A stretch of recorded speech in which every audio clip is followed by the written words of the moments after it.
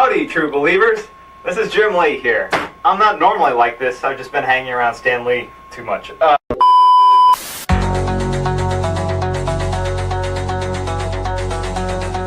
Fantastic, but not perfect. Todd McFarlane, creator of Spawn. These ain't your daddy's comic books, fanboy. DC Comics. Comic book store. Let's go. Sensational, but not perfect. Oh, the indignity!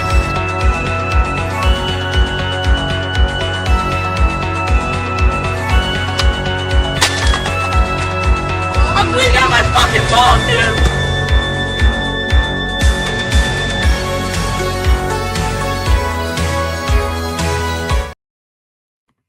All right, Steve, we're just getting into it, buddy. I don't do intros. We're just hanging out, talking. So what's your workout routine look like these days? Well, I just train 4 days a week. I'm in maintenance mode. I'm just trying to remain healthy, remain in shape, and look good in the clothes that I buy. I'm not trying to be big anymore.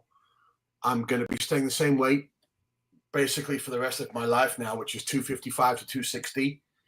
And, right now it's just a different, I still train really hard. I just don't eat as much as I used to, because right now it's health and how I look in outfits. Well, what do you mean by maintain mode? What are you doing for maintaining? Is it just maintaining means that my food intake stays relatively low. Okay.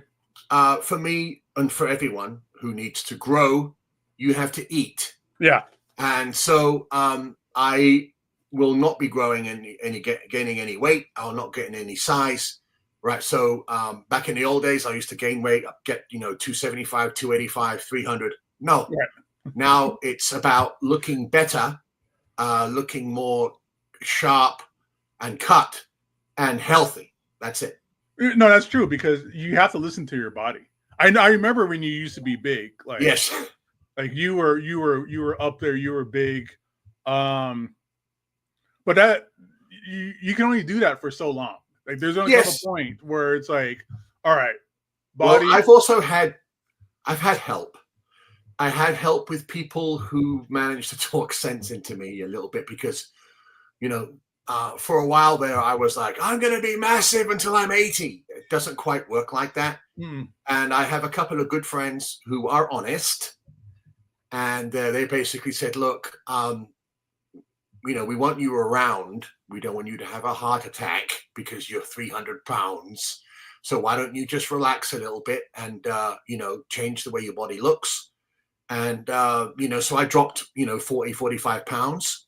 And now I have new challenges. Right now, my challenges are, looking tight, keeping my waist a certain size, and getting into outfits that I want to wear. That's a new challenge. It's still hard. I still have to do all the same dieting and training. It's just that I'm not force feeding myself and, putting pressure on my internal organs. Right. It's the same amount of work, but it's work that you're going to actually kind of see and develop, and something that you can maintain for the long run, because we're all going to hit a point, Steve, where you're always going to be able to train, like more or less, right? No matter how old you get, you're going to be able to do some kind of exercise. Yeah, as long as there's not some stupid injury, you can train. Right. Yeah, you're still going to be able to do it if you're doing it at the right pace and you're listening to your body. Like you've known me, we've known each other long enough. You've seen me fat, you've seen me slim down, you've seen me get big now. And it's the same amount of work, but you just got to put that effort and that work into certain categories. It's like, do I want to lift more weights? Do I want to eat more? Do I want to eat less? Eating the right foods. I've been spending a lot more money these days on food, but like the good food. Like I eat a lot of like grass-fed steak, organic chicken, things like that. Like I stay away from a lot of preservatives, things like that, like pesticides that might happen in food. But it's a focus that that you have to pay attention to, because there's one point where it's just gonna be, all right, I can't do it as much anymore, and you have to listen to your body, or something's gonna snap, something's gonna pull the wrong way. I've had plenty of muscle pulls and tweaks. My back is tweaked like 3 times a week. It feels like, so. But the one thing, I love that we're talking about working out, because who on comic book podcasts can really get into the minutia of working out? I have a bad habit, Steve, of not stretching. I've never stretched ever, like in all these years of me working out and stuff like that, until just recently, because it was like I was like Tarzan's grandfather, where I couldn't get out of bed the right way and things like that. My feet I forgot. How old are you? 44. All right. Yeah. You're beginning phase 1. Okay. Phase 1 of your body contracting, your body not being able to just go in there and start throwing the weights around. I have to warm up for 25 minutes. Okay. And I'm stretching, I'm doing everything because, see, I'm 57. Right. So, yeah, you're getting there. And, that way you can stop getting the last thing you need is an annoying little injury that keeps you away. Mm-hmm. So a little bit of stretching, a little bit of warm up beforehand can save you, hearing a weird sound. We don't like those sounds. Nope. Tearing sound or a snapping sound. Haven't had that yet. Thank goodness. Just warm up a little bit, and you slowly but surely, slide into the workout and increase the weights a little bit more at a time, and then you're good. You're good. When I was 42, 43, I began to do that as well. Yeah, I started having. That's one of the reasons I started like cutting down the way I eat. Is I was getting a lot of knee pain, and that was from, I think, maybe too much seasoning on my food, too much salt, too much sodium, things like that. That is in everything. It's in almost everything that we eat. But that helped out a lot. And me doing stretches, my secret to that, Steve, has been in the sauna. I do the sauna like 3-4 times a week for like half an hour. I sit there, I just sweat it all out, and I stretch and I pull and I do all that stuff in the sauna, and everything goes away. All that pain, all those aches, all that tightness just disappears on me. It's gone. It's the sauna for me that's really been helping out. Well, I guess at some point in the future, when you hit 255, we can do a pose off together, and then we'll see who's coming out on top.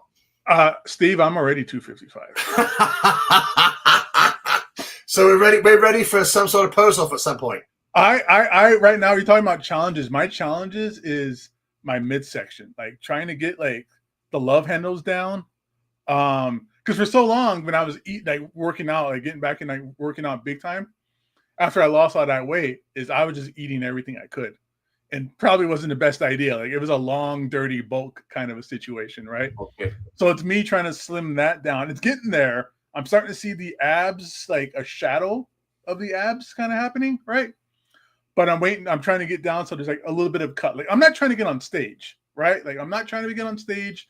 I'm not trying to be some bodybuilder. I'm not looking for steroids or I'm not going crazy. This is just so I work out now so that when I'm 60, 70, I can get up out of a chair, right? Because that's the problem. Is even more importantly, you have the strength to reach up to your shelf to pull that large omnibus down from the top shelf. Yeah, I still need to be able to carry around that.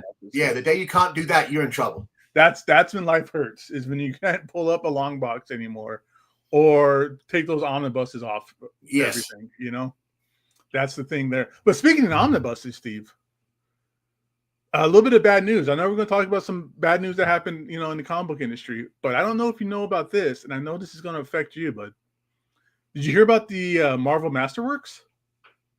Oh, they're coming to an end? Yeah, Marvel has put them on hiatus, which probably means adios, goodbye. Like, well, it actually isn't that bad, because obviously, you're probably the same as me, and I have all of the Marvel Masterworks from the 60s, 70s, and mainly a lot of them from the early 80s that they did. Now, after a certain point, it doesn't become cost effective to spend $75 to $100 on stories that you can pick up for $25, $15, So that's obviously the reasoning. But for those of us who wanted access to that really early expensive material Mhm. and all that beautiful 1970s stuff, we have that. We've got it done. Yeah. And then later on, obviously, I really do like the the color reprints that they do. What are they called? The Epic collections? The which ones? The Epic collections? Yes. Now, yes, Steve. I switched to the Epic. Yeah. So what I did was, like with X-Men, the last masterwork that I bought went up to issue 180 something. Mhm. I'm like, okay, I don't need to buy anything past that in a Marvel masterwork. But then it's the Epic editions. So I have these masterworks, and then I have the Epics. So we're all, everything's going to be covered. I'm okay with that. Yeah, and then, like you were saying, with those masterworks, $75. Like if you're paying full retail, like if you could find like a discount somewhere else still, but the retail price on those things, $75 for like 6 issues, 7, 8 issues, depending. Some of them were bigger, some of them were smaller, but they were crazy expensive. Yes. And the same way with you is I used to be, and we were both into it, really big into the omnibus stuff. But those things got so large where they were almost, you couldn't really hold them and read them like in your lap. You had to sit at a table or something like that. Like you had to have a different piece of furniture to read those and enjoy them. But the Epic collection, Steve, like you said, those things are, I love those things. Those things are the right size. Sure they carry on with that. Yeah. And also, more importantly, don't go out of print, please. Don't, after a month, don't go out of print. Yeah. And so, because I'll see in the previews, back in print again. And I'm like, well, why did you go out of print? Especially if it's an Amazing Spider-Man Epic. Are you nuts? Those things are always going to be wanted. Always. Especially like the early stuff. Like I remember when we were working at Torpedo together, we were doing a signing, some kind of event at the store, and you had friends looking for the Avengers Final Threat. This is the Jim Shooter stuff, right? Avengers Final Threat Epic Collection and the Doctor Strange Epic Collections. And they were gone. They were out of print. We didn't have any. We couldn't order them. And it's a pain because it's like, if you don't have those available, people are not going to buy them. People are not going to buy the next one. And people are just kind of like, oh, well, I guess I'll just give up because I can't get them. Yes. And they'll get reprinted, sure, a year, 2 years down the road. Like it's a waiting game. And you really want that material now. Yes. Oh, but although it is also a two-edged sword. When it comes to, the Epic editions, if you're, especially if you're doing the 80s and 90s, because I love it when they do the 1990s, because I have a huge room box. My 1990s are unavailable to me. They're hidden under 600 tons of other boxes. I can't just pull out a box. Right. So when I get the Epic editions and they're reprinting those 1990s, I love that too, but those 1990s issues are usually pretty available in back issues. They're still sort of in circulation. So, in a way, if you have constantly people just buying the trades, they're not going to buy the back issues. Now, that brings into the quandary of how many people are still left buying back issues, not to flip, not keys, just regular books going in there and saying, hey, I want to pick up. Oh, I heard a podcast with Gabe and Steve, and they were talking about Tom DeFalco and Paul Rand's Fantastic Four. I want to fill those numbers in. Who's doing that? Whereas when it comes to a trade paperback, that casual someone that comes into the store and they're like, hey, I don't really read much, and I don't want to buy a hardcover, whatever it is, but I heard about this story once before. That's when you hand them the Epic edition and say, what you're looking for is in here. Right. That type of person isn't going to be into the back issues. No, they don't want to have short boxes of stuff in their garage. Yes. They just want something on the shelf. They can pull it off. They can read it. They can consume it, put it back and forget about it. But now we have to work out, obviously casual, brand new people into the industry. I think 9 times out of 10, anyone coming in new is going to buy a trade. Now, I can't prove that. I'm just from what I've seen. But I just don't see people coming in like I was back in the 80s going, I need it all. Where's those back issues, Marvel? Gimme, Team Up, gimme, Marvel gimme, 2 in gimme, 1. Yeah. I don't see that. Of course, but back then, there wasn't a nice singular series of trades to pull from. There are a couple of trades here and there. There was no nice omnibuses. The only things you could ever find were bound editions, if you could pay for those. Yeah, ones that people made themselves. Yeah. Yes. So, it's definitely a good point, but I think we have a good future with Marvel's Epic Editions. It's one of the things that they've got right over the last 15 years. Yeah, those things are fantastic. It's just weird how they print them out of order is like the weird thing to me. Yes, which means I think I like that idea because you're bouncing around all over the place. And it is, but with like the Tom DeFalco stuff, it took years to get that Tom DeFalco stuff collected. It's like I'm gonna say it's four or five, because it's half of it, like, because 333 is in the middle of one Epic collection, and then it goes on for like 3 or 4 more. But it took years to get all of that together because they would print them. It'd be like volume 12 would come out, and then volume 4 will come out. You're like, oh, I gotta wait till volume 13 and 14 and 15. That's the only thing that's weird with that. But I love those things. It's the right size. It's not oversized like an omnibus. Yes, I agree. It's the exact size of a comic book. It's the exact same dimensions as a comic book. Now, what they need to do is make sure that they stay firm with the trade dress. Make sure they don't change anything. So right now, that when you put all your epics in a shelf next to each other, they're sort of uniform. With the Marvel Masterworks, remember, they changed the trade dress from the sides after a while, and I almost exploded because, as you know, most of us in this industry are sort of anal retentive. Yep. We like things done nice and neat, and we like things in order. We like all our logos the same size, in the same place, every time. And then all of a sudden they changed the logo down lower. And I just blew my mind. So I had the shelf. And every time I see those books that came out in the last 3 years with the logos differently, I grit my teeth. Yeah. So anyway, they did the same thing with the omnibuses, where they changed the design, where you'd get like Daredevil Volume 3 and Daredevil Volume 4, like the font on the spine would be smaller. Yes. And it wouldn't line up the right way. They changed it with the Epic collections only because they got the legacy stuff that they're doing. But also, Steve, they're doing the modern Epic collections, which is like 2000s. Late 90s, 2000s and beyond. It's the modern Epic collection. And the spine is the same design, except that on the bottom where they have the little picture, the legacy stuff is black and white, and the modern stuff is in color. So a little bit of a change, but it lets you know like where you're at. Like, oh, this is the modern era. This is like the legacy era. Yeah. But the spine designs are all the same. And DC. Well, luckily enough for me, I won't have to go up that far. I'm only going to go up to the 1990s. There's nothing past 2000 that's. So you're pretty much stopping at like Onslaught, more or less. I'm gonna stop. I go up to Avengers Forever. Okay. 1998.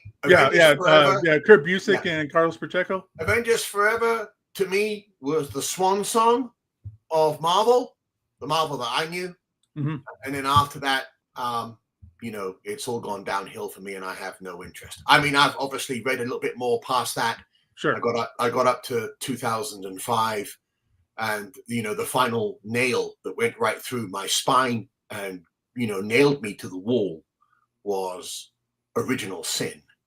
Original Sin put me down for good, and I have never been able to recover from that. Although I think everybody hits a breaking point, Steve. They do. I hit my breaking point too. They do. And it's funny, we all know people of a certain age, and they all have their different breaking points. And I remember one of my friends from when I was just starting, his breaking point was Secret Wars. Secret Wars came out and he goes, I'm out. I'm done. This is stupid. And I'm like, what? And he goes, this is just kiddie stuff. This is for toys. I'm done. And I was like, oh, what a bitter old man you are. Oh, you live a sad life, don't you? I was like, I hope that I never end up like that. So dead. His eyes were dead. You know, but that was a guy that had been reading since like the late 60s. Right. He's still the guy that's like pure Kirby, yeah, and pure John Buscema. So each, again, we're at a point where we know all sorts of people at different levels. Yeah. Some people transition and they go into independence only, or they go into the manga. They switch out of Marvel and DC. But for those of us who were hooked into those universes, there's usually a point where we're like, yeah, we're done. And unfortunately, I think DC has tested its audience a lot more than Marvel over the last 20 years. It's very repetitive and secular with that, I think, Steve, because like you said, somebody said, oh, Secret Wars, that's it for me. While for a lot of people, Secret Wars is considered a gateway for a lot of people. A lot of people got brought into comic books because of Secret Wars. Yes. Because it was all the characters at once. The toy line, I don't think the toy line had much to do with it, because I don't remember that toy line. I remember having a couple figures on it, but I don't remember the toy line being that like successful. Like it wasn't G.I. Joe. Well, that toy line didn't exist in England. I mean, only some weird rich royal family member would ever get a toy like that. So Secret Wars was the entry point for a lot of people. Yes. And then for me, being a little bit younger, I started coming in, late 80s, the 90s stuff. And I remember, and I distinctly remember buying comic books, stuff like Rob Liefeld's X-Force, or actually then it was still New Mutants at the time. Mark Silvestri, Infinity Gauntlet, things like that. And people going like, no, this is shit. Why are you buying this? This is garbage. Like the coloring is terrible. The art is dumb. It's all just big splash pages. And I'm like, yeah, that's what I like. Like that was my entry point. And then fast forward to today, I feel like I'm getting to the point where I'm like, no, don't buy these comic books right now. They're garbage. It's not, the art's not the same. The writing's not right. The coloring's not great. And again, it's just this very kind of secular thing where I remember that happening to me. And I want to say that to people now, but I know how bad I felt when people say that you're reading shit. Like your comic book is worthless. Yes. Why read it? I do try to curb that. Yeah. I do try to curb it. And if I'm ever in the store and I see someone with a stack of new books, I always go up and I inquire. Mm-hmm. I'm curious. I'm like, hey, I'm so glad you're here. What are you buying? Right. What are you reading right now? I would never throw cold water on what they like, because I had a couple of people do that to me. And then when I was in my bad retailer phase, because during, in the 1990s, I was not the best retailer in the world. I was very opinionated, very loud, very arrogant. Yep. And I look back on that now and I'm like, I wish I could switch that person out, because someone would buy an issue and I'd be like, why are you buying that? Yep. Which is so bad. But now I like to refer to myself as Steve 3.2, which is elevated above that. And that means that when someone's buying something, I just ask them what is it that's engaging for them, and that's it. It's not my job to say what is good or bad. I can say, hey, I find this good. You might find it good, but never say, oh, that's crap. Why didn't you come and read the stuff that I read? Right. You never want to, and this is always the way I was when I worked at the store. You never want to turn somebody away who's already buying it. Like they're buying it. They're at the counter. They're ready to give you money. They want it. It's not, you cannot, you should not be like, no. Why are you reading this Daredevil? How come you're not reading Brian Michael Bendis' Daredevil? Like, are you stupid? Like, you can't technically, if someone's doing that, then the owner deserves to fire that person. Exactly. That's not retelling. What it is like, oh, you like this? Oh, okay. Well, what do you like about this? Like you're saying, like, what is it that you like about this? You like the writer? Oh, well, you know what? That writer also does this book. Do you know about this book? Yeah. Or this writer did 101. Or you like the art? Or you like Batman? Okay, well, here's this other Batman book you might like. It's called Hush. Or it's stuff like that. It's same as like when you go buy clothes and you buy like a pair of pants. You go, hey, do you need a belt for these pants? Like they don't tell you like these pants are dumb. Why are you wearing these jeans? Don't buy Levi's. You should buy Wranglers. No, they go, okay, well, you need a belt. Same idea. Oh, you like Daredevil? Well, have you tried Bendis' Daredevil? Oh, have you heard of Frank Miller's Daredevil? Like that kind of stuff, right? That's the idea. It should be. But you see it happening where people, you can't turn people away. That takes them out of the store, that takes them out of the hobby, that takes them out of everything that you love about comic books. Yeah. Because you're being a complete jerk to them. That's right. And I remember that, where I was that guy that would go up with my stack of books and it'd be Brian Michael Bendis' Daredevil. He'd be like, don't read this. Why are you not reading Frank Miller Daredevil? Right? Like, I remember that. And I didn't want to be that guy to people where I make them feel bad about reading comic books. And same thing with you, where it's like, you love Secret Wars. And to hear somebody say like Secret Wars is the worst thing ever is like, oh, that really hurts. Like, that really kind of strikes you in the heart. For the longest time, and you know it too, it was always 90s comics are bad. 90s comics are never worth money. You can't believe 90 comics destroyed the industry. Like, that's not what happened. It's great stuff. But to hear it for the longest time was always heartbreaking, because that's the stuff that made me love comic books. Was the night. My favorite stuff is like the 2000s. That's my favorite stuff. But what made me love comic books, and more importantly than loving comic books, the 90s stuff made me love reading in general. Like, I didn't like reading as a kid. I knew how to read. I know a lot of people learned how to read or how to read from reading comic books. I just learned how to love reading by reading comic books. So that was kind of my entry point into it. And that's how I always felt about it too. Secret Wars, again, that's an entry point for people.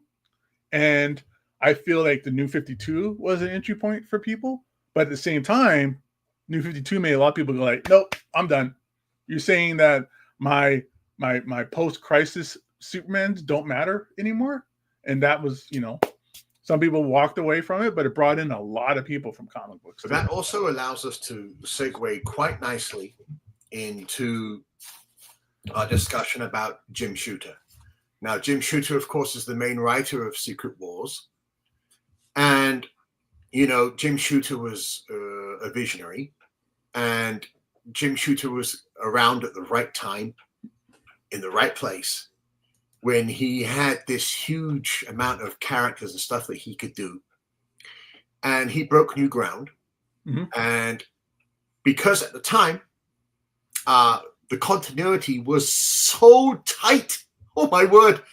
Marvel's continuity in the early 1980s was incredibly tight. And the reason why was because we had editors like Mark Grunwald, Ralph Macchio. Of course, Jim Shooter was editor-in-chief, and those guys were Marvel mavens, which means that if someone said, oh, yeah, I'm going to have Moon Knight go off and do this, and, his head's going to spin around 9 times, and then he's going to spit out fire, the editor would say, that actually can't happen. Let me refer you to this and this and this. So the story quality and the continuity was good.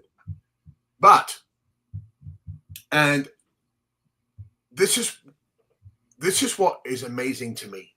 And we can use this little discussion here as a perfect example between two different Secret Wars series. Okay, so in 1984, when Secret Wars #1 comes out, cover dated May, I was 16. I hadn't been collecting that long, and I was basically a Hulk collector. Are you still in England at the time? Say again? Are you in America yet? No, I didn't get to America until 91. Okay. So I'm in a little chintzy English shop, no back issues. New issues are so expensive because they have to come in by air freight, or you could wait for the C copies to come in a couple of months later on down the road. But who can do that? I paid so much more money for my new issues than anyone else in America. I still have blood coming out of my eyes now looking at those issues. But I was just buying the Hulk, buying back issues and buying the Hulk. And then one day I go into the store. And of course, back then I wasn't part of, I wasn't buying Amazing Heroes or Comics Feature. I had no idea what was coming up. Right. When I walked into the store, it was like, oh, what's on the shelf? That was it. That was the first time I was going to know about anything. I didn't have any comic friends to speak to. My comic hobby was for me and me only. Okay, I was more of a solitary person when it came to my comics. I walk in there, Secret Wars #1's on the shelf, and that cover immediately I was like, whoa. Oh, yeah. I pick it up, I'm taking a little flick through, and I see the double page splash, with all the heroes, and then I see the one with the villains, and I'm like, oh, this is mine. This is mine. Absolutely. So, at the time, I was not reading the Avengers. I was not reading the X-Men. I was not reading Amazing Spider-Man.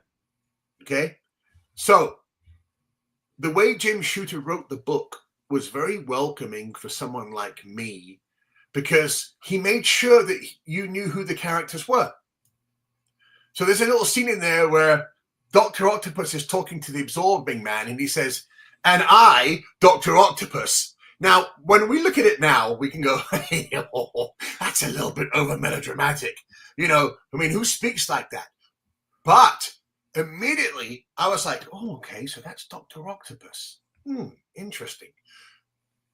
Now, he did that with every page and every issue because Jim was old school in regards to saying every issue could be someone's first issue. Don't take it for granted that they've read everything. Right. Don't try and confuse them. If you need to do a little flashback, go ahead. And if you want to use footnotes, go ahead and do it. Editor's notes, narration notes, whatever you need to do. Perfect. Yep. So he succeeded beyond his wildest dreams. Of course, as you have noted before, there are millions of kids at that time who are now, our age, and they will tell you, oh, I was just, reading a little bit. Now, after Secret Wars, I went wild. The amount of money that Marvel must have got after that, because people were like, oh, put me on the list for Spidey, put me on the list for that. I will admit, I didn't immediately join the X-Men list because I was not interested. I know it sounds weird. I was not immediately interested in the X-Men. I was interested in Spidey, and I was interested in the Avengers. And I was like, wow, I've got to get those. Oh, and I've got to get Fantastic Four. I've got to get Fantastic Four. I'm going to follow, So, I had, plus I was limited by budget. I couldn't just So that's Jim.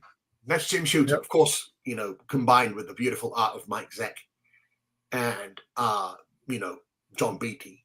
It's beautiful artwork. And the storytelling is so clear and precise. I knew what was happening. After a couple of issues, I felt like I'd known these characters forever. Wow. I was engaged. And, I was like, oh, my God, yeah, I love these guys. And I was like, wow, who in the hell is this? Kang? Who in the hell? Oh, Ultron? Oh, I've got a lot of work to do. Now, of course, a little while after that, they were going to help me again with the official handbook of the Marvel Universe. Oh, baby. Well, talk about golden times, Gabe. Golden times. Talking about somebody who likes to do their research and and keep their continuity together. I was very analytical. I had my hobby previous to comics had been military vehicles, tanks specifically. So I knew every single tank from the First World War to the Second. Their size, their weight, their speed, their armor, their main armament. It was ridiculous. Okay, once I got into comics, I stopped doing that, and I was just like, I am going to learn everything about the Marvel Universe. And Secret Wars and Jim's technique and the way he was writing it drew me in. Now, fast forward. I'm out. I haven't read for a long time. And then we have Hickman's Secret Wars comes out. And I'm at the store and I'm like, oh, okay, I wonder what's going on. I picked it up. I had no idea what was going on. There was no references, no footnotes. Him and the editorial staff and the way comics are done today is like, what do you mean you don't know? You haven't been following? Are you stupid? So I got halfway through and I was totally and utterly lost. Now, when someone like me puts a book down because they're lost, and I have thousands and thousands, millions of hours of reading behind me, and I was lost, and I put the book down, and I had to, I had to ask Will.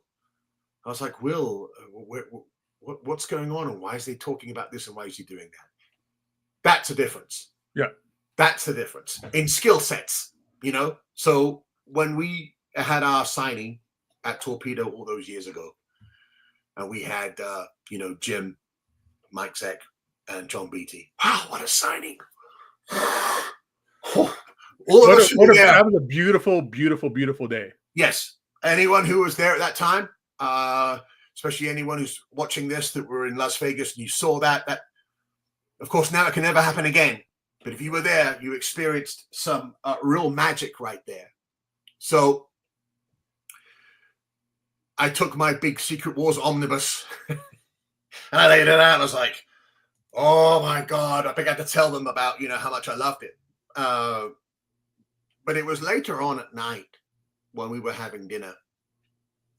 And I had Jim basically all to myself. And I was like, he was sitting there and he was drinking his Jack Daniels. He loved his Jack Daniels, by the way. He's having these Jack Daniels. And I leaned in and I said, Jim, let me tell you about Secret Wars. And he had his glass like this for a second. It was like, what does he want to tell me? And I'm like, I just want to let you know about the impact. And I want to let you know why it succeeded so much. Because, you're just working and you've passed, you went along and went on with 2 other projects.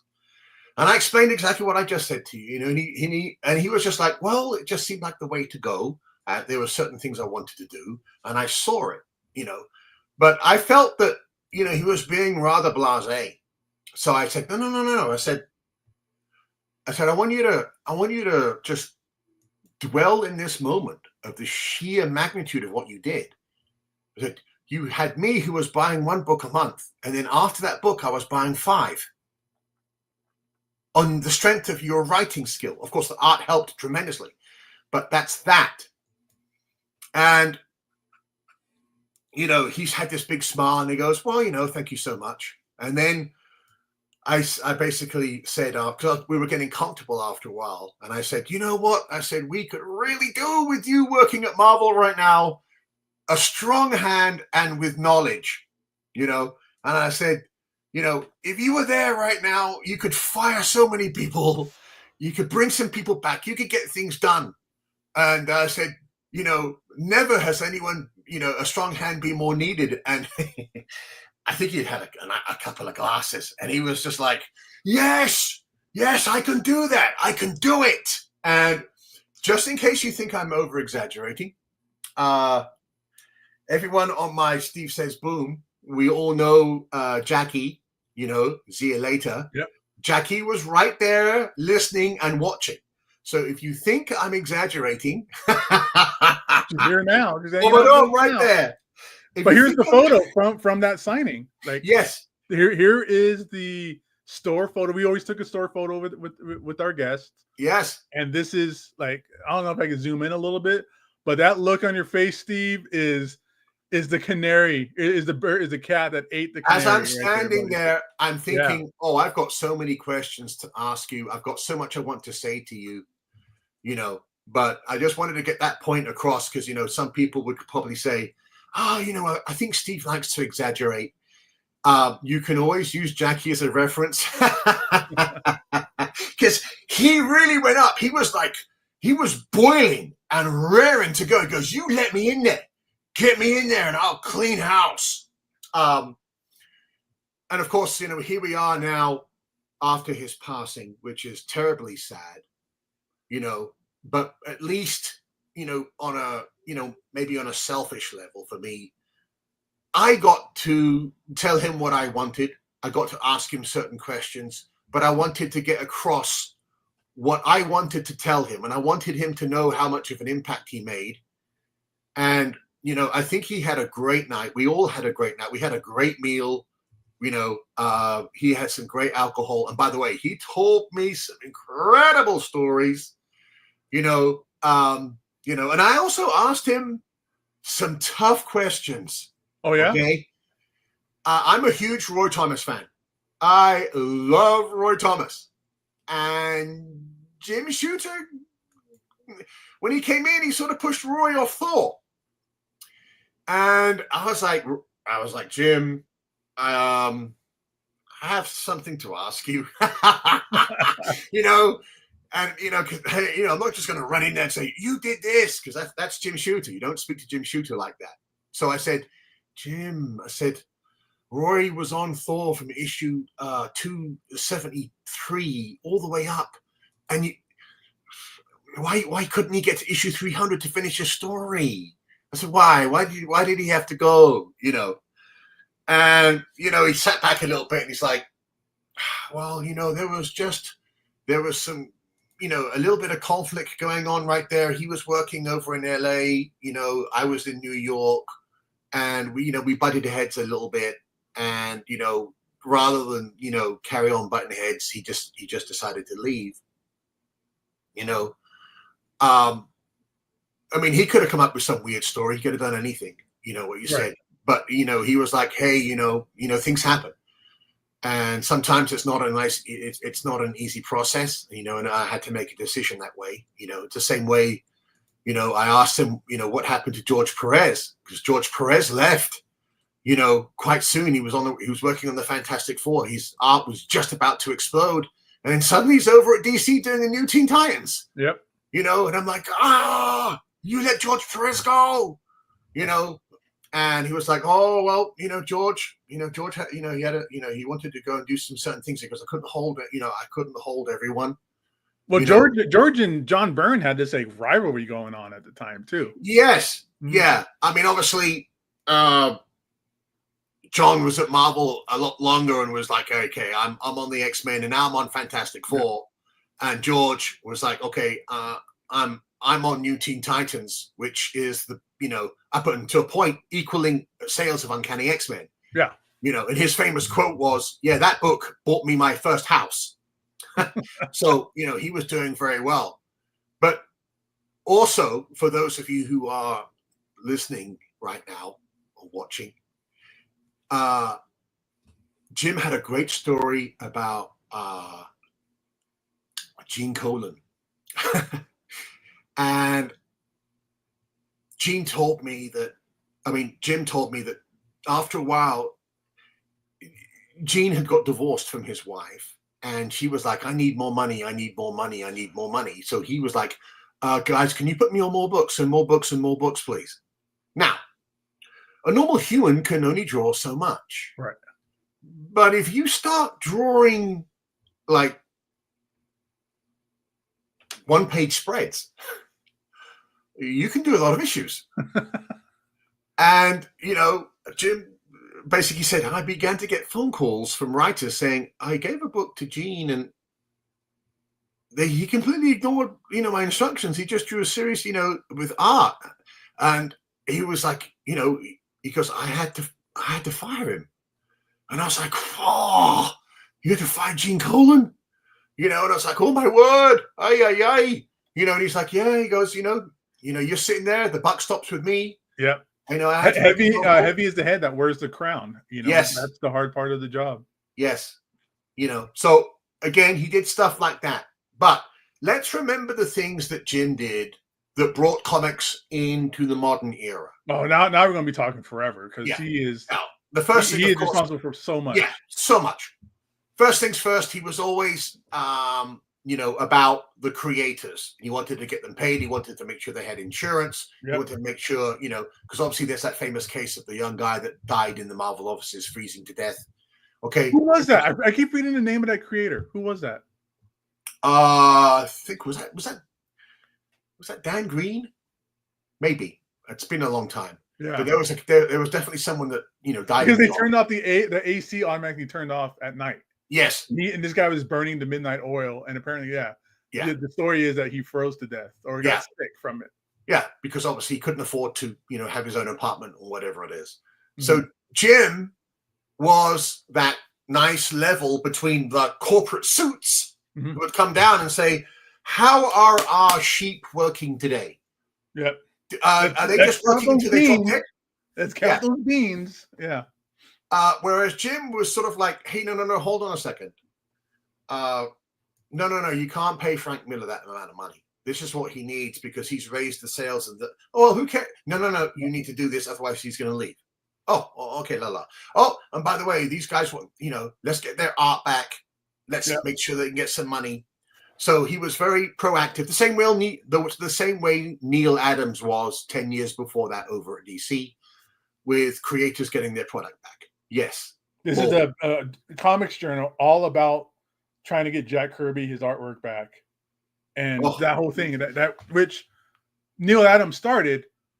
And he kind of started the march and the protest and the campaign for it, but it was Shooter that put in the idea of like it's time to return their artwork. Yes, made a whole artwork return department and everything like that. On that front, okay, he's doing something that hadn't been done before. Yeah. Next, he couldn't stand the concept of books being late and a reprint going in. Could not stand that. So quite unexpectedly, he's like, well, I'm just going to have some creators do some inventory stories that aren't, tied to continuity so that they can be placed into a storyline at a given time. So as soon as he started becoming editor-in-chief, there was never a reprint like that again. No, to this there's day. no inventory stories really needed. Yeah. Yeah. So it's just like, okay, this guy's running late. Boom. Oh, by the way, I had a story. These guys did this story. Let's just do a little bit of tinkering, put it in. Good. Okay, whatever it is. Yeah, because because it was at midnight, January 1st, 1978, he became editor-in-chief, and it was his goal to get the trains running on time. Because for that, Steve, I wasn't there. Maybe you were there and like life experience-wise, but the timing of these books coming out was horrendous. There was fill-in issue after fill-in issue after Thor at the time, before Walt Simonson got on, was just nothing but fill-in issues for the most part. It was fill-ins, inventory stories, and things like that. So he got the trains running on time, and that was his line that you could not cross. Yes. Is that you were late to do that, you were donezo. You also had to be the bad guy. Yes. And this is where Jim has a reputation amongst many, because there are some creators who are still alive who they hate him with a passion. Mm-hmm. And again, we can't make any judgments. We weren't there. We don't know about the pressures of being. But Jim realized that in some situations, he is just going to have to be the bad guy and make the phone call and say, look, we did an inventory issue for you last month, and we covered for you, but you're late again. If the book isn't here by Friday at 5 p.m., you're gone off the book. Right. And then that creator, and at the time, it's funny, you showed me the Comics Journal. At the time, people would go into the Comics Journal and they would just write, oh yeah, oh my God, I hate this, and la la la, and this industry sucks, and screaming, and it's just like, oh my word, and the most famous case of that, of course, is Frank Bruner. Frank Bruner destroyed his own career by writing a very harsh and negative, toxic thing there. This one? This is the Frank Bruner's Angry Farewell to Marvel Comics. Yes. Oh, my word. Oh. Hi. That's the one. He destroyed his... Yeah. The thing is that he thought that he was just going to start and get hired somewhere else. But he got blacklisted by everyone. He burnt some major bridges. I need to do a video on this. Maybe you and I or something, Steve. We'll talk again. Yeah. But I need to do a video on that Frank Bruner, burning everything around him. Yes. So that was such a scathing letter that he wrote. The good thing to the is, Comic of course, Journal. it's in print. It's not like it's on some weird website that's not running anymore. No, this is read by everybody at the time. Jim Shooter read it. Everybody in DC read it. Like, this was the book. Yeah. This was the book. Yeah. Comic Journal. I've never seen such an incredible case of, career suicide. And the funny thing is that as a follow-up to that, years later, when I was in California, I used to frequent a comic shop where the owner knew Frank very well. And so Frank, reached out to him and said, hey, I want to try and get back into the industry and stuff like that. And he took Frank's portfolio. I think he took it to San Diego, 1996. And he went to show the Marvel editors, and they just picked it up and said, well, yeah, we know Frank. We know Frank Bruner's work, but this can't happen. and handed it back. Yeah. So think That's about terrible. that. I don't mean to laugh, but it's Yeah, that was it's often 20 uncomfortable. years later. Yeah. So for 20 years, again, you have to be careful with sometimes when you get a little bit upset. But Jim was willing and able to be the bad guy, to come in and step in and say no. Now sometimes, and that's why when I did my little talk about Jim earlier this week, sometimes you can go too far. Now, I happen to think that after the success of Secret Wars, I think Jim got a little carried away with Secret Wars 2 and the new universe. We didn't need a new universe. And what basically Jim was trying to do at that time was take everyone's money that was buying independents and buying everything else and just make sure that you just buy Marvel. Mm-hmm. So he created another whole universe. And it's like, guys, you already have the entire Marvel universe right now. You want everyone to buy a whole new universe? That's not connected to Marvel whatsoever. Yeah, not connected at all, and that was a mistake. And then secondly, I love Secret Wars, but Secret Wars 2 is an abomination. I'm sorry. Yeah. I know some people, well, I think most people are going to agree with me. By the Yeah, time no one's standing up for Secret Wars 2. Yeah, but it was also the way that it was marketed. There were so many crossovers. Now, the original series, there's that they go off in those little time in the capsules, and then they come back. Right. With Secret Wars 2, it was Secret Wars 2 crossover. Secret Wars 2 crossover. Yeah, it was on every comic book cover, all in the corner. And the Beyonder was appearing, looking more and more stupid every month with this white, uni suit, and then his perm. Yep, his Jerry curl he had going on. And it went on and on and on and on. And Spider-Man had to teach him how to go number 2. Yes. Which is one of my favorite things about that era of comic books is that Spider-Man had to teach the Beyonder how to go poop. Yeah. Again, no. And nobody wanted to do the book. Like, who was it? I'm forgetting, Steve. You would know the artist that did. Was it Sal Buscema? Well, it was originally supposed to be Sal. He did the first issue, and then Sal did a couple of did the first issue, whatever it is, or got halfway through the first issue. And then Al Milgrom had to redo it. That's what it is. And then Jim Shooter gave him some corrections, and then Sal did the corrections, sent them back, and then Jim asked for more corrections, and Sal said, "I'm off the book." Yeah. And so then he called in Al Milgrom. That's right. That's who it was. I hope I don't annoy anyone here in Comic Land. I can't stand Al Milgrom's work. I've never been able to hack it. I just always thought it was substandard. And here we are, the biggest limited series ever. And by the way, for those of you who don't know, Secret Wars 2 outsold Crisis. So think about Crisis. Think about George Perez and Marv Wolfman doing some of the greatest work they've ever done. It's also very important too. Outsold them. Yeah. Okay. Crisis is a very, very important book. But yes. But when you looked at the sales records, for those of us who were there, I would look at the sales records. I was like, wow, Secret Wars 2 is outselling Crisis.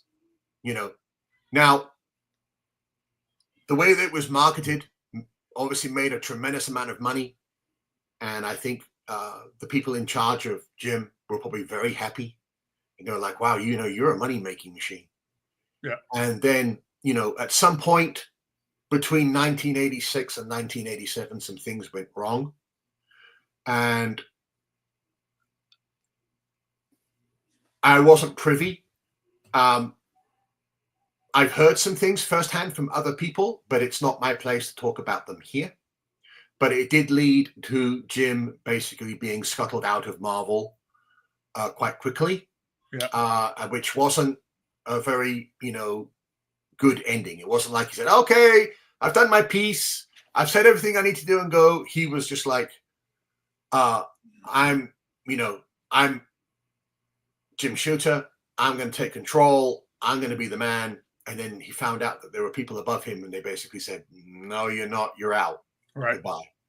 Everybody's got a boss. In corporate structures. Yeah. Now, of course, obviously he went on, a couple of years later on, and there are very, very vibrant, valiant fans out there that love that stuff so much. That first, before Unity, The Jim Shooter era of Valiant is awesome. Is great, great stuff. And again, you know, he got scuttled out of that company as well. But we're not going to get into that because that's really complicated. Right. But needless to say, the signing at Torpedo, the chance to go out with him and eat, to let him wax poetic about certain things, about what he had accomplished, about what he wanted to have done, some stuff that he still wanted to do, was absolutely tremendous. And it formed like a little link. And I saw him a couple of times at other shows, and I'd always like, you know, give him a little wave, and he would like, hey, and he would know who I was because we had such a great conversation. Oh, yeah. So, you know, that's why I just wanted, you know, and I'm so glad that you invited me to come along here and talk about Jim, because there was a period there where no one was talking about Jim, and there was a period where people were only talking about one singular moment in his career, which I'm not going to mention here, which was very controversial at the time. And whenever I went online afterwards to look at his obituary, they would always mention this singular event, which is very annoying. So it's not the time. It's not the time anymore. No. You know, again, his work's going to live forever. Mm-hmm. You know, his work on the Avengers, of course, was absolutely fantastic. You know, and he was also responsible for the first major Marvel crossover, which everyone's forgotten right now, which is the Contest of Champions. Right. Okay. And then after that, he was also responsible for making sure, you know, as you said, the trains are running on time. There was a massive expansion of books, you know, onto all sorts of genres. That's the Jim Shooter. You know, that's the Jim Shooter era. He was totally in control. His knowledge base was unbelievable, and he was extremely harsh. You weren't going to be able to get away with faffing around. If you didn't know your stuff, you know that he would call you. Like if you said, oh, I'm going to do a story and, you know, I'm going to have him fold up his, you know, his shield and then, you know, fold it back out again. You know, he's going to give you a call and say, excuse me, when have you ever seen the adamantium being able to be bent like that? Well, I just thought it would be cool. No, that won't be cool. Next time you have an idea like that, you can throw it to the editor and then he's going to throw it to me. You know, that's what's missing from the modern Marvel books these days. I believe so. Coming in, they're making up their own rules. I'm sorry to say it. I know in many ways people thought that Jim was draconian and almost tyrannical in some senses. But when you are the protector of an entire universe, which is based on continuity, you have to know your stuff. So when someone comes in and says, yeah, you know, I'm going to have the thing flying off to Mars. Oh, in a ship? No, under his own power. You're fired. If you're that dumb, get out of my office. Yeah. You know? So for those of you who are interested in Jim's work, you know, there's a great story. And by the way, there's another classic out there called the Korvac Saga. That's part of the Avenger series that he did. Yes. That's the Count Nefaria stuff as well. Oh yeah, Count Nefaria. Yeah. Wow. Jim was an expert at knowing what we as kids would like to see, which is, wow, I wonder if Count Nefaria fully powered up is strong enough to stop Thor's hammer. I wonder. Oh, I wonder if he's able to survive the Vision going up into the sky and dropping on him like a diamond. Is he strong enough to do that? Now, our minds are like, oh, wow, he gave that to us. And of course, you know, he was assisted. That was comic books at the time. Yes, of course. That's what I feel comic books are, is ridiculous. Just, you know, these fights, could this happen? Could that happen? Yes. Things that are already built into the atmosphere and the framework of Marvel Comics. And now Jim also had an amazing sense of cosmic grandeur. Of course, his creation, The Beyonder, is, you know, in issue 1 of Secret Wars, where, you know, you see space and then you see his, you know, he's just wiping it clean, you know, and then you see Dr. Doom's face and, you know, everyone's face looking up going, oh, that's immeasurable power. Now, me, as someone who's a newbie, I sort of knew who the people were at Marvel, and I was like, oh my God, well, He's more powerful than the Watcher, more powerful than Galactus. Oh my God! Never has an issue 2 been needed more than Secret Wars 2. To this day, I bugged my poor shop owner. I was like, hey, when's issue 2 coming? I go, Steve, it doesn't work like that. It's only been a week. Steve, come on. And, every time I went there, when's issue 2 coming out? When's issue 2 coming out? Yeah. That's I Jim was like Shooter that. doing that, with his grandeur. He always had a good sense of grandeur. And as I said, he passed away. He did suffer from, cancer, and obviously he suffered for, I think it was over a year and a half. We don't know what level of pain that he was going through, but right now he's not in pain anymore. Okay. Yep. And we, as a comic reading audience, have a tremendous amount of material that we can look into. If you're watching this episode and you're a little bit confused, you can just Google up Jim Shooter. There's going to be a list come up. Some of it's going to be available in the omnibuses and trades that you can just go boom, boom, boom, boom, boom. Those of you who are long in the tooth, like me, Gabe's not quite long in the tooth yet. But what, you know. But for those of you who have never read Secret Wars, I would be very intrigued to see what you would say after reading it. It's going to be sort of like a generational slap in the face because it's old school. It's a little bit of a period piece. Yeah. Right. I mean, the pacing's going to be a little bit weird for you, but that's what everybody's saying their name. Everybody says their name and what their powers are. Yes. Oh, which is the idea of every comic book is somebody's first comic book. Yes. I don't think people know what's going on already. Yes. Nowadays it's that they've stepped far away from that. And that's why I brought up the example of Hickman's Secret Wars, which to me, I couldn't fathom. And I only got halfway through issue 1 and stopped reading. Yeah. So what does that tell you?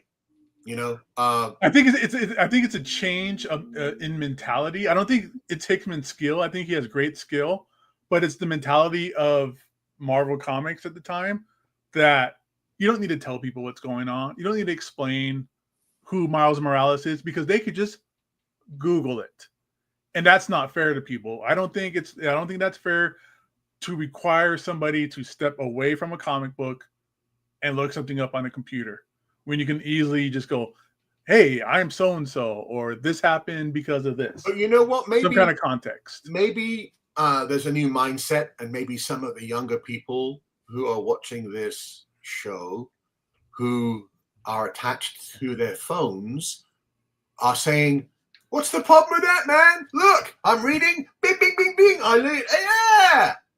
Now, to me and you, that's, no. But to the new generation, it could be, hey, I had my phone here. There was something I was confused about. I looked it up in a second, and then I carried on with the story. I don't know that.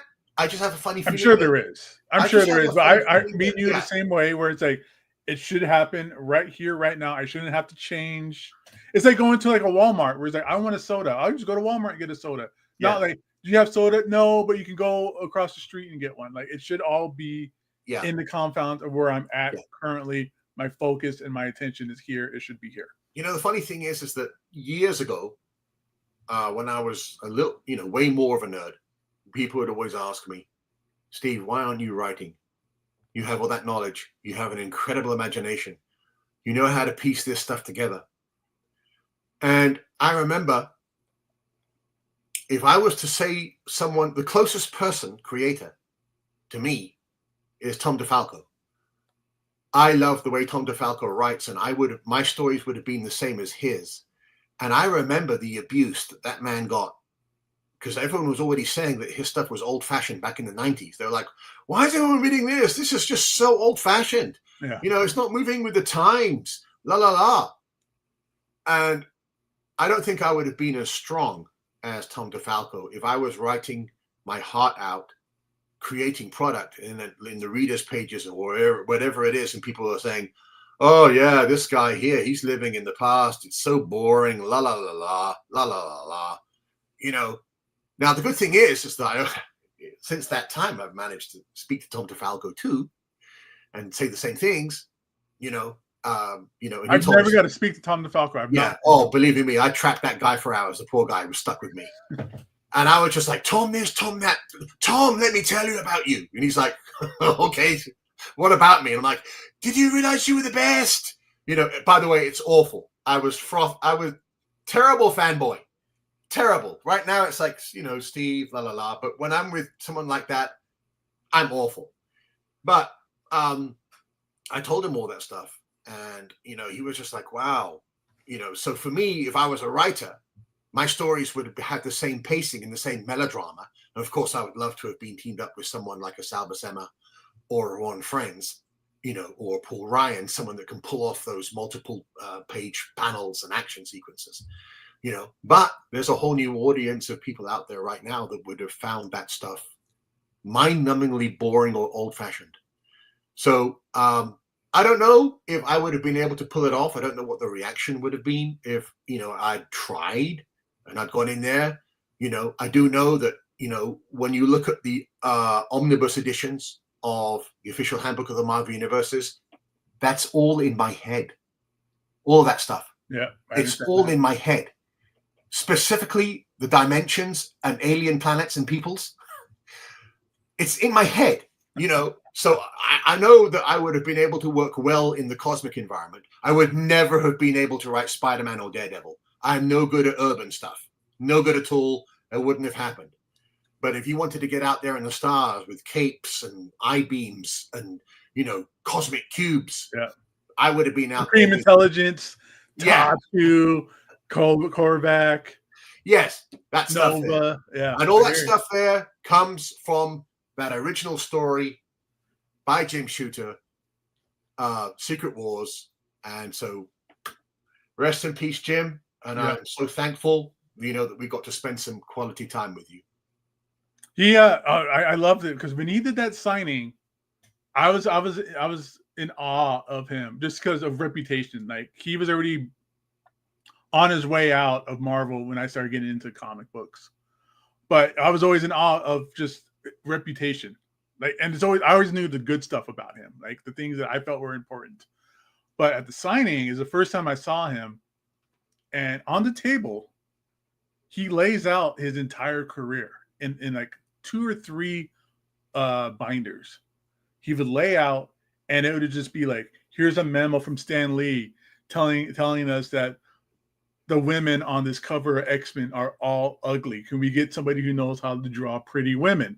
Or here is my script from Bloodshot, where Barry Windsor Smith didn't follow my instructions, and I had to change it up to kind of help match and follow the story. He brings his entire career with him, and we'll just flip through the binders with you, and each page is a different story. Each page is a part of his life. Here's a picture. Here's a painting that Bill Sienkiewicz did of me, and it's just like from like the neck down, like because he was so big. He was like almost 7 feet tall. He was an enormous human being. Yes, but he would carry that stuff with him, and like you said before, people never talked about Jim Shooter for the longest time. Even kind of recently, you didn't hear anything about it. But I would try to tell people, you got to go visit him at these cons and look at his life because he carries it with you. His memos that he sent out to people, you know, storylines, old scripts, all kinds of great stuff that he brings with him. You know, mementos. His whole life he brought with him. He loved it and he carried it with him. yes. And he was important in so many ways, other than just like what we were just talking about, Steve. But he's the one that created, who initiated the royalties program for creators. Yes. He's the reason that people were able to live a better life as a comic book creator.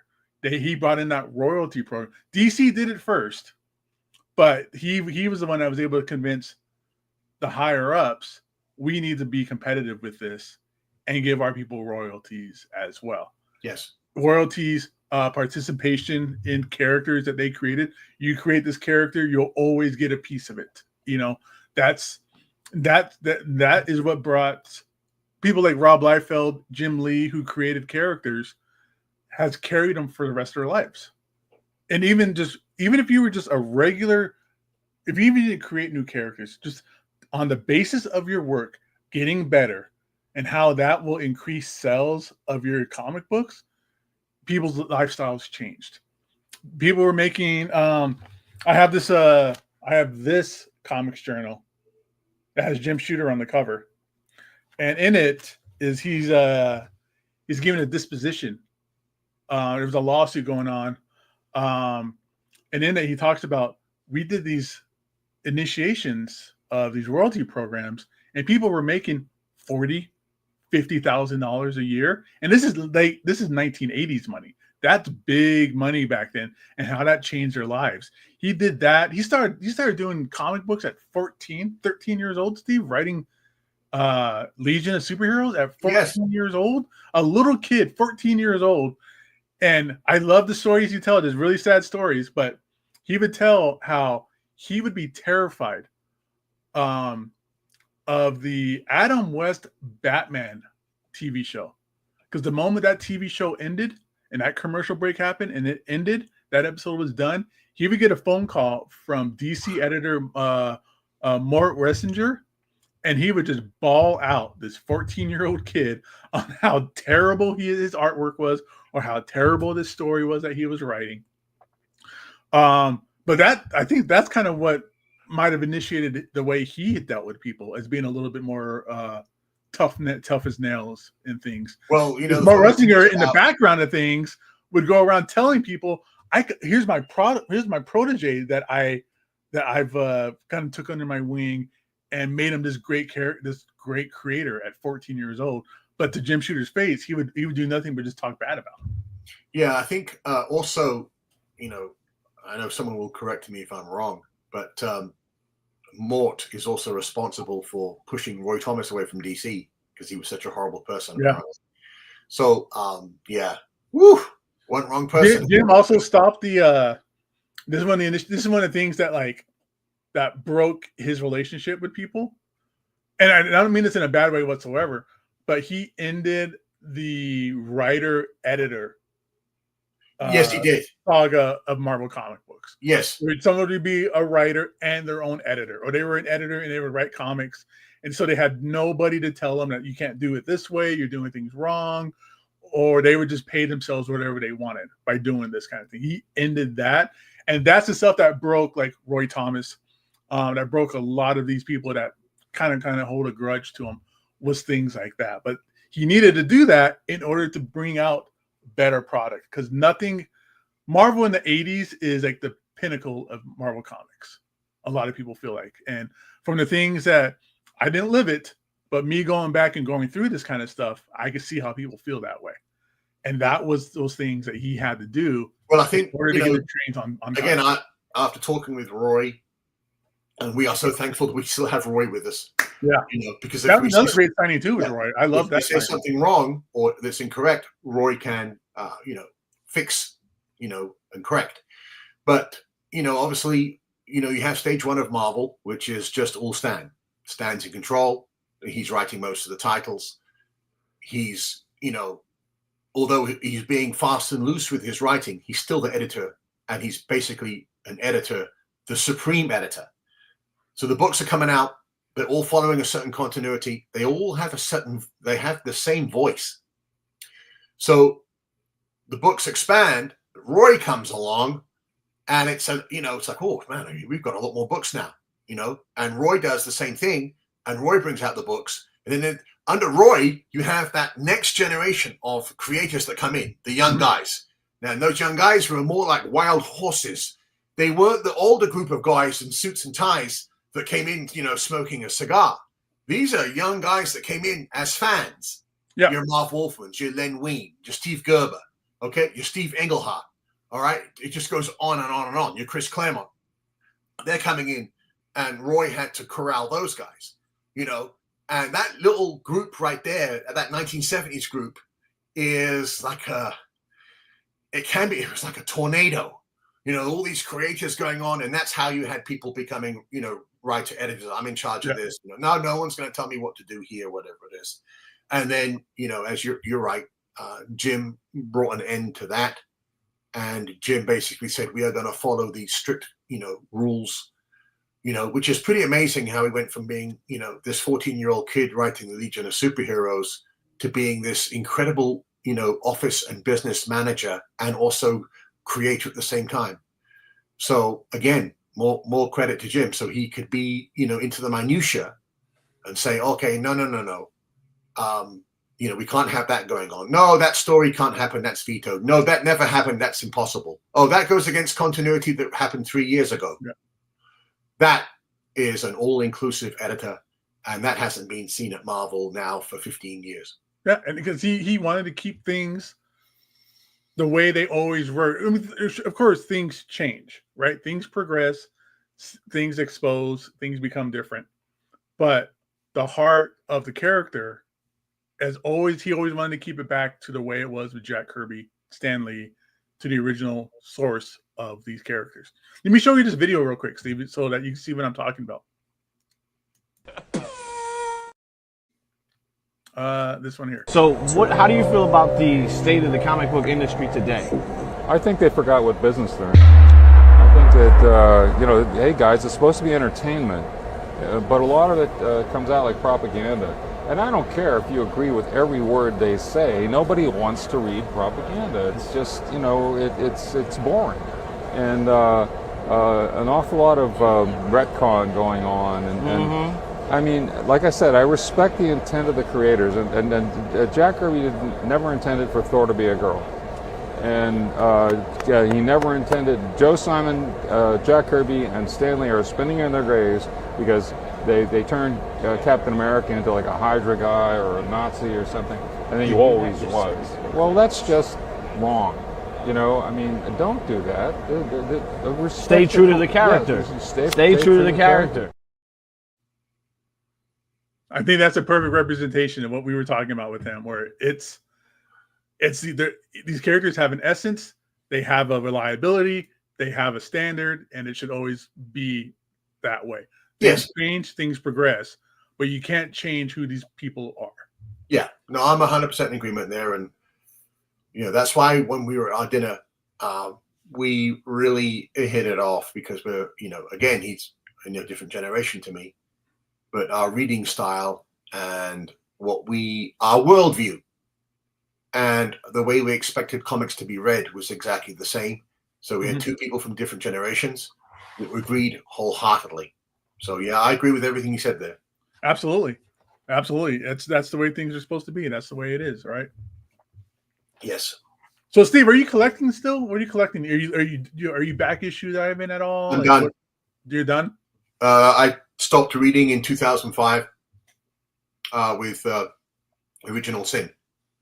You're not adding to your collection? Like you're not like nope. Back issue hunt or nope. I know somebody like you and me who's touched almost every comic book there probably ever was, buying collections and things like that, right? That some of the magic kind of wears out and that you've seen it all before. But I reached my breaking point a lot of times already. Okay. Which was the Secret Wars you were talking about, the Jonathan Hickman one. Because after that, Marvel changed. After that, Marvel completely changed for me. That's the point where I'm like, I don't recognize what's going on anymore at Marvel. They canceled the Fantastic Four, and all the changes that were happening, even a little bit before that, like in that video, like with Thor being changed and Wolverine being changed, like all this stuff, right? So I have fallen more into getting comics journals. I'm falling more into the past, into the history of comics, and back issues. Yes. That's been where I've been lately. I've been buying a bunch of Jack Kirby New Gods and Fourth World stuff, and just rediscovering that. That's new. A lot of that stuff is new to me, and that's the stuff that I want to find. And I've been reading and I've been collecting myself these days. Well, what I would suggest is, because I've sort of run out of time. Okay, but that's Pandora's box that you're opening right there. And believe you me, when it comes to the modern state of the market and who, what, why, and when, why things are going wrong, it can be pretty vibrant. So if you want to organize a show with some other people that, if they want to come in and play, I will rip and tear. All right. I would love to have you back on again, dude, Steve, because I did have some more topics, but I love that because I wanted this to be like a conversation. Like I said, I don't do introductions. I don't, you know, I don't make it like a show. Yeah. But again, I think this format has worked perfectly. Yeah. I hope that people who haven't experienced or explored the worlds of Jim Shooter are, you know, inclined to do it now. Yes. And, you know, of course, because of the wonderful thing of Google, you can do a searcher list. You can do it in chronological order. You can see, you know, you can read all of his great stuff. You know, so again, thank you for inviting me to come along and speak about Jim. And yeah, when you want to get to a point where there is fire and brimstone, we can do an episode when it comes to the modern comic market and why I am not reading anymore. Yeah, you know, I am more than welcome to come back. That was one of the things I wanted to talk about was modern comics market, especially as somebody who you don't work the store very often behind the counter, but you and I, and you more than I do anymore. I don't do it anymore. I want to. Conventions and being a vendor at conventions and back issue prices at a convention and how that changed and the current market with that. So we'll talk about that. We have plenty more meat on that bone that we can tear away at. Yeah, it definitely needs its own space and time. Yes. All right, Steve. Well, we're out of here, man. We're going to end this. Thanks for everybody who's watching this now and watching in the future. Adios. All right. Thanks, guys.